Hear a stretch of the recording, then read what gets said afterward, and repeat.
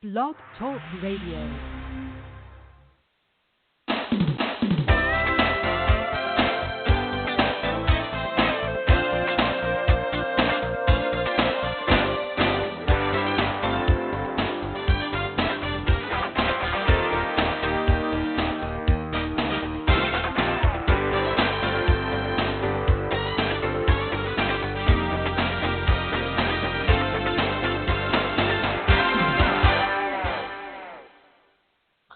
Good morning, and welcome to Live Without Limits. This is your host, Davida Shinsky, and you're listening to Live Without Limits on the Blog Talk Radio Network. And today we're going to talk about the ultimate guide to procrastination, which means that how to stop procrastinating for good using science. And why are we going to talk about quitting procrastination? Because it is one of the biggest things that can keep you from reaching your goals, and it's also a time waster. Although the challenges of modern life, hyper-constant connectedness, endless distraction, and overstimulation have exacerbated the problem. Human beings have struggled to get stuff done. And since the time is immaterial, the most sinister element of procrastination is that it's largely unintentional and often feels uncontrollable. No one wakes up and says to themselves, today is a great day to sabotage my chances for success and eat a few extra helpings of anxiety onto my plate. We all want the best and the opportunity to beat procrastination. We want to get more done, be more proactive, and make progress toward the vision that we've set. And that vision can be anything that you want it to be. But when it comes time to actually do the work, we find ourselves incapable of getting it done. There is a solution, and you can beat procrastination. And in this guide, I'm going to help you kill your inner procrastinator once and for all using science. And how can we do that using science? Very simple. In a lot of ways, science is the thing that puts us in the ability to know. For instance, when it comes to psychology, what advances psychology the most? Science. So the first thing we're going to do is talk about what is procrastination. At the most basic level, procrastination is simply the act of delaying a task that needs to be completed. And many times that management experts suggest that procrastination is simply the act of going against your better judgment.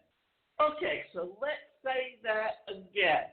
When it comes to time management, experts often say that procrastination is simply the act of going against your better judgment, of losing your self-control, of doing, or more often than not doing, something in the present moment that you will regret in the future.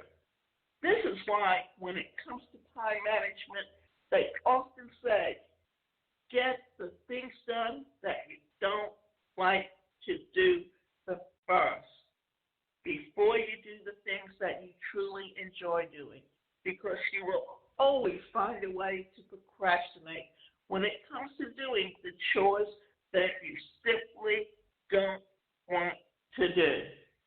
And for me, that happens to be cleaning the house. And why is that? Because as I've gotten older, I found that it's harder to bend down.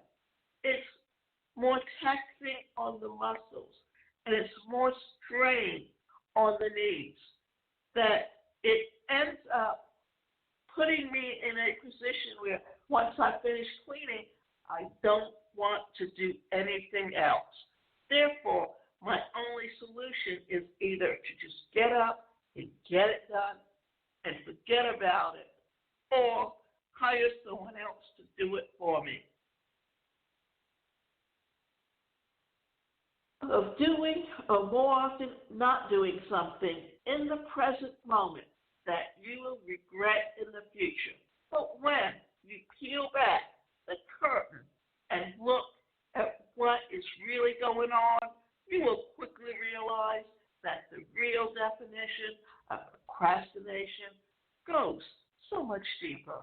The assumption that procrastination is lack of self-control can be true under certain circumstances, but this definition ignores the numerous biases and faulty strings of logic to which your brain falls victim. And we'll talk about those in just a moment. A better definition is this: procrastination is the act of either intentionally or unintentionally delaying a task that must be accomplished. While this might seem like a trivial difference, it's essential to understand that procrastination does not always stem from a lack of willpower, because to find the appropriate cure to procrastination, you must first understand its various forms and sources. The three kings of mediocrity. Why we really procrastinate. Accepting this updated definition of procrastination is great, but what do we actually do about it? Why is it that we procrastinate? And more importantly, how do we stop it? Accomplishing, or according to both anecdotal evidence and psychological research, there are three primary reasons why humans procrastinate. The first one being time inconsistency. A definition for time inconsistency comes from the behavioral psychology that refers to the tendency of the human brain to value instant gratification more than delayed gratification, even when the latter is more significant. As James Clear put it, the best way to understand this is by imagining that you have two selves, your present self and your future self. When you set a goal or write in a plan, you are imagining what you want your life to be like in the future. You are looking after the future you. And in that moment, it's easy to see the positive benefits of working toward that goal or carrying out a plan. Here's another way to look at it. As an entrepreneur, when you write out a business plan, you're planning for the future in the present. But when it comes to actually implementing that business plan in the future, then procrastination sets in. And that's how people who are entrepreneurs can set themselves up for failure. And there's things that you can do that can help you solve the problem. When you're planning and goal setting are complete, and you find yourself back in the present moment, you're no longer looking at the future you.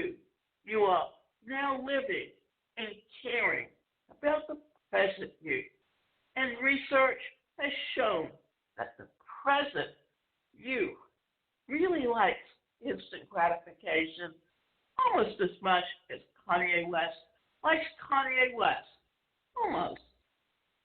And so you enter into a war between your two selves, the future you and the present you.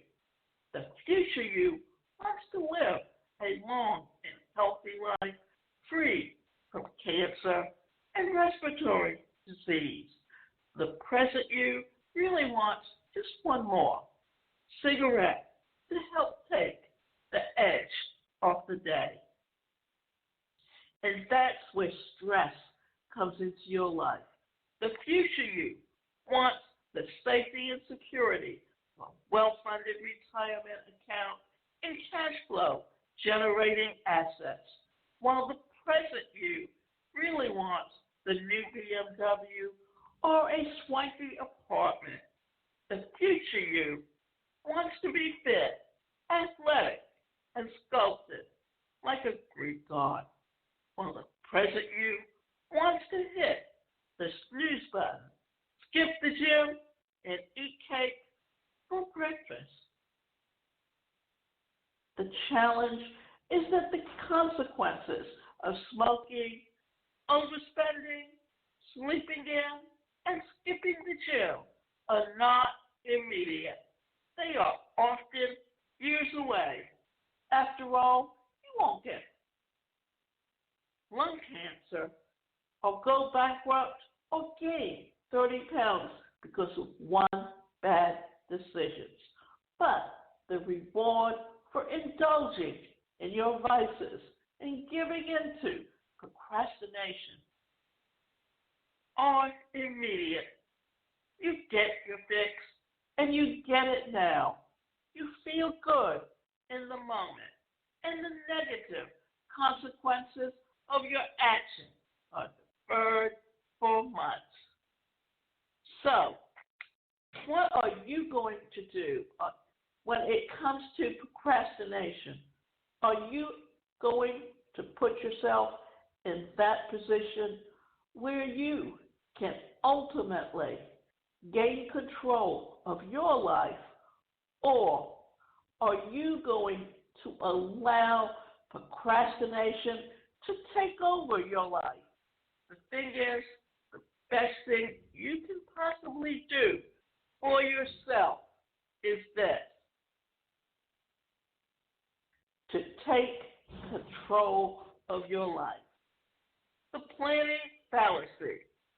The second and perhaps most insidious reason why we procrastinate is something known as the planning fallacy. First proposed by Daniel Kahneman and Amos Tversky in 1979. The planning fallacy simply says that the human beings consistently underestimate the amount of time required to achieve a specific task. And they wrote that 2 hours requires an entire day of focused effort. And that a meeting that we thought would be over by lunchtime runs until 3 p.m. The new lead magnet that was supposed to take a few days takes 2 weeks. If you take an objective look at your performance over the past 12 months, I can all but guarantee that you can point to several instances where you fell prey to this fallacy. The most damning part of the planning fallacy is that we fall prey to it unintentionally. When planning our weeks, we generally believe that projects will only take an X number of hours, and we prioritize our tasks and create a schedule to reflect this belief. We unwittingly procrastinate because we have underestimated the effort required to complete a specific task and overestimate our ability to sustain focus on that task. And the end result is always the same. Now, here's something to look at and a way for you to take and plan out is to do a practice run, especially if you are selling your services by the hour and you want to give a really good estimate of the time it will take to do, whether it's creating a sales funnel for someone or whether it's creating a website for someone or content for them, then do a prior run and figure out how much time it will take you to do the research. Then once you've completed that research, how long it actually takes you to write out the article. That way you can give a really good idea so that you're not undercutting or that you're constantly redoing something to perfection, that what happens is that your client has already agreed to pay you X amount of dollars for a certain amount of time, and then when you double and triple it, then what they feel is that you've taken advantage of them. How to beat procrastination, but good. Now that you have a greater understanding of why you procrastinate, let's go over a few proven strategies to overcome each of the three procrastinating causes. Becoming a time traveler to beat time inconsistently at its own game. If we know that we procrastinate because the immediate rewards of procrastination outweigh the long-term consequences, the obvious solution is to find a way to make procrastination more painful and its action more pleasurable. In that, if procrastination means pain and something else or success means pleasure, then we will often go towards the pleasure. The premise is simple. To beat procrastination, you combine an activity that is painful in the short term, but beneficial in the long term, with something that is pleasurable in the short term. The key is to maximize the strategy and to only do the pleasurable activity while engaged in something that you normally procrastinate on. For example, if you find yourself unable to consistently go to the gym, no matter how hard you try, you can leverage temptation, funneling, by only watching your favorite TV show while running on the treadmill, by only listening to your favorite podcast while lifting weights, only eating your favorite dessert after a workout. Or, if you are procrastinating on quitting a habit, say compulsively checking Instagram instead of using it to grow your business, you can modify the strategy to make your bad habit work for your future you. By example, only check Instagram after doing 20 push-ups. Only check Instagram after writing 100 words for your blog. Only check Instagram after meditating for 1 minute. By using temptation bundling, you can make undesirable tasks more enjoyable and make it less likely that you will delay doing the things that you need to do to achieve the future that you want. Remember this, everything we do today is about building our future.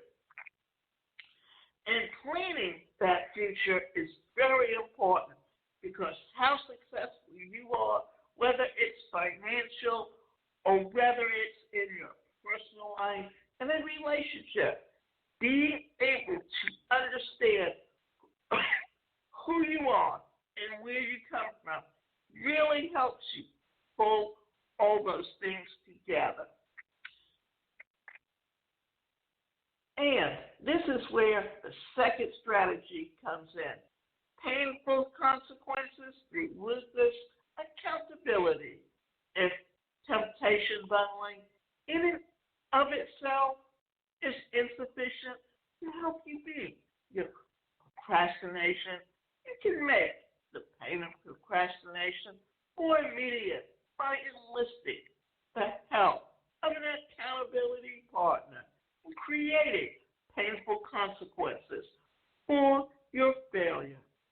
If you're struggling to acquire new clients because you hate cold calls, or if anyone likes these and continually procrastinate on picking up the phone, hire a coach, give them your credit card, and tell them to donate $500 or 10% of your monthly income to a charity that you hate if you haven't acquired at least one new client by the end of the week. You're struggling to consistently work out? Find a gym buddy. Give them your Facebook password and tell them to share an embarrassing picture or post if you miss a training session. By understanding and conscientiously manipulating the power of pain and pleasure, you can quickly overcome your procrastination and get back on track to achieve your big goals.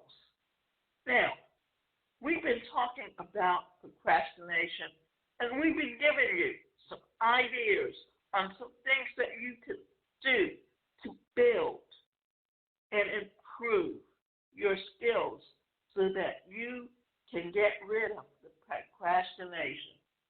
Bring your future you to the present moment and eradicate temptations now. Another way to beat time inconsistently is by bringing the afterglow, the future you feeling that you have ever setting a big goal or spending time visualizing the better future into the present moment. Right now, as you're thinking about your goals and vision, you probably aren't feeling tempted by the sirens of junk food, social media, Netflix, or cigarettes. But tomorrow, when faced with the challenges of daily life, those temptations can be just as strong as ever. During your next motivational wave, take 15 minutes and remove every distraction and temptation that you can. Delete your social media and mindless games from your phone and let them again in a moment of weakness. Or rather, here's what we say to do. Let your friend set a new app store password so you can't download them again in a moment of weakness. Throw out your cigarettes, junk food, booze, and edibles now so that tomorrow you have to face the pain of paying to indulge in your temptations. Unplug the TV, give the power cable to an accountability partner, and instruct them only to return it once you've hit a goal. These are some things that we've been suggesting to you on ways that you can use to overcome procrastination, because procrastination is one of the things that can take you and put you into the opportunity to not reach your goals.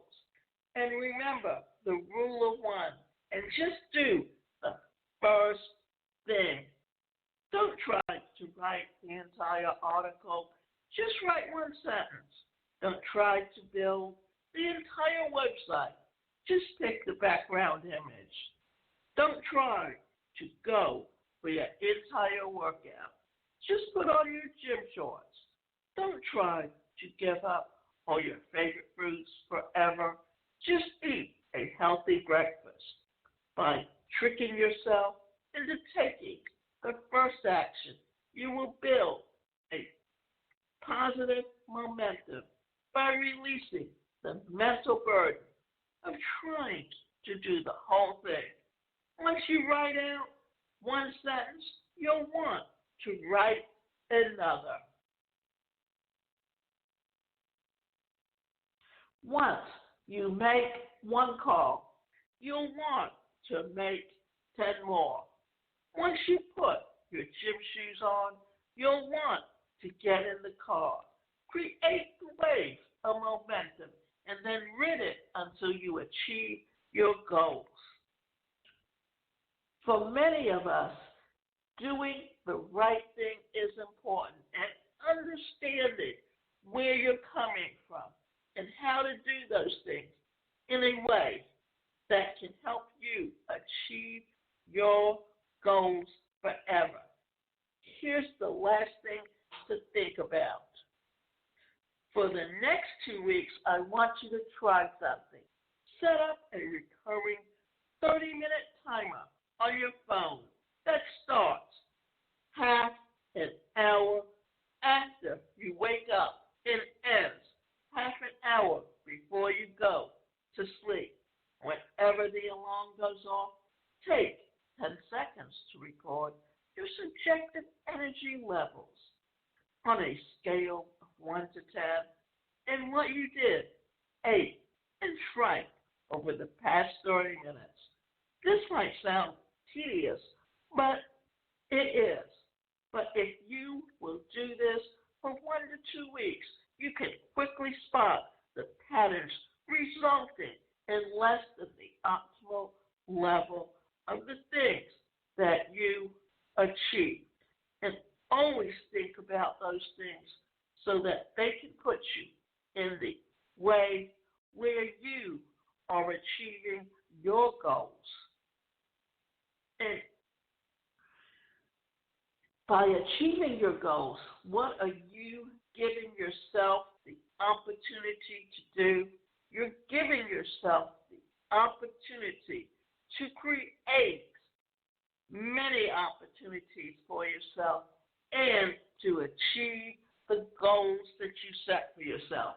Because procrastination is the one thing that can keep you from reaching your goals. And in doing so, procrastination has been the one thing that keeps you from achieving your goals. And the idea is once you recognize what procrastination is and how it keeps you from reaching your goals, then the best thing you can do is work on it. Work on achieving those goals that can literally help you get where you want to be in the future and help your future you become the best person that it could possibly be. Because remember, as we said, if you, in the present, if you don't set goals, if you don't work on achieving those goals, then you are setting yourself up for failure. And remember, you can go to my website, and that website is the #1 personalcareercoach.com. And you can sign up for both individual and group coaching.